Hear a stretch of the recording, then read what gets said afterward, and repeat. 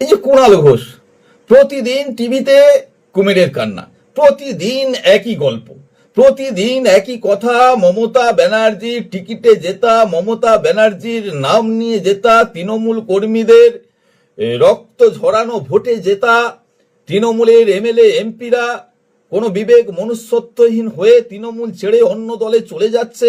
ওদের শরীরে মানুষের রক্ত নেই, ওরা বেঈমান বিশ্বাসঘাতক। খুব বিবেকের কথা শুনিয়ে যাচ্ছেন আপনি।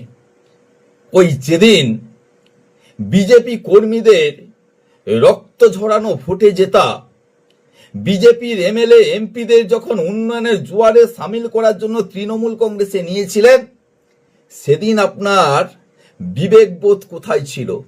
সেদিন কেন আপনি ওই কথাটা আপনার দলকে বলতে পারেননি? হ্যাঁ, আমি বলেছি, আমি সেদিনও বলেছি আর আজকেরও বলছি, যে সমস্ত জনপ্রতিনিধি নির্বাচনে জয়লাভ করার পর তাঁর কর্মীদের কথা ভুলে পদত্যাগ না করে অন্য দলে চলে যায়, তারা কখনো কোনো দলের সম্পদ হতে পারেনি, কোনো দলের সম্পদ হতে পারে না। আমি সেদিনও বলেছি আর আজও ঠিক একই কথা বলছি। তাই আপনাকে বলবো, চেটে নয়,